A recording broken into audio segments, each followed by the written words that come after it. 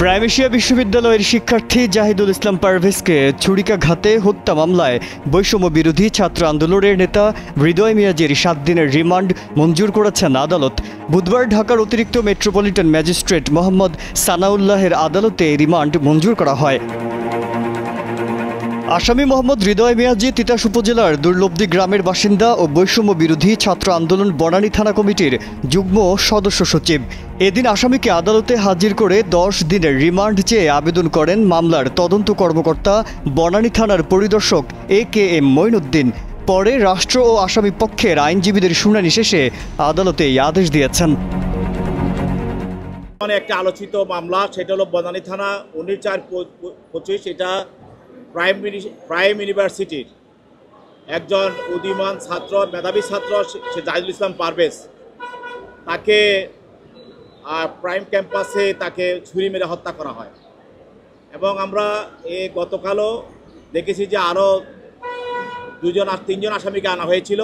তারা কেউ এই ইউনিভার্সিটির ছাত্র ছিল না এবং তারা বহিরাগত ছিল।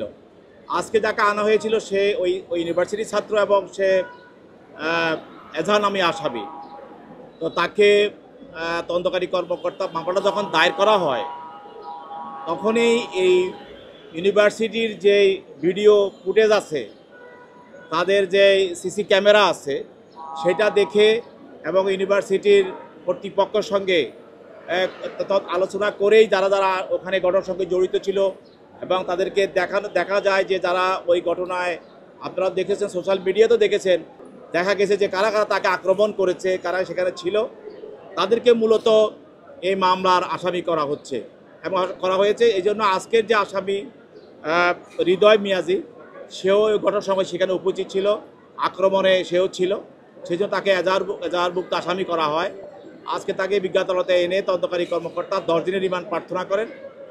বিজ্ঞ আদালত তার পক্ষে আইনজীবীরা ছিল, তার পক্ষে আইনজীবীরা বক্তব্য রাখেন এবং রিমান্ড বাতিলের উপর জামিনে প্রার্থনা করেন।